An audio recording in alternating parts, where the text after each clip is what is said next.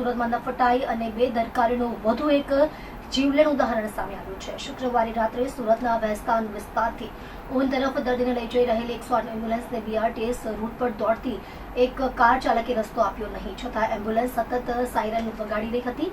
ઘટના સંબંધિત વિડીયો સામે આવતા લોકોએ ભારે રોષ વ્યક્ત કર્યો છે અને આવા વાહન ચાલકો સામે કડક કાર્યવાહી કરવાની માંગ કરી છે।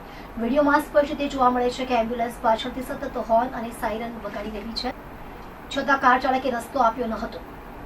જ્યારે એમ્બ્યુલન્સ જીવન બચાવવા માટે દોડી રહી હતી ત્યારે એવી અવગણના જીવન મૃત્યુ વચ્ચે ફરક પાડી શકે છે। સંભવિત રીતે દર્દીને વિલંબ થયો હોત તો તેનો જીવ પણ જઈ શકતો હોત।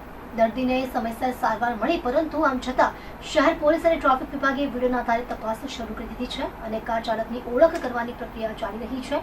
આ ઘટનાને લઈને સ્થાનિક લોકો તેમજ સોશિયલ મીડિયા પર લોકોએ પોતાની અસંતુષ્ટિ વ્યક્ત કરી છે। લોકોને પ્રશ્ન છે કે જ્યારે સરકાર અને તંત્ર 108 જેવી ઇમરજન્સી સેવાઓ માટે નીતિ અને વ્યવસ્થા ઘડી રહી છે, ત્યારે સામાન્ય નાગરિકો આવી બેદરકારી કેવી રીતે દાખવી શકે?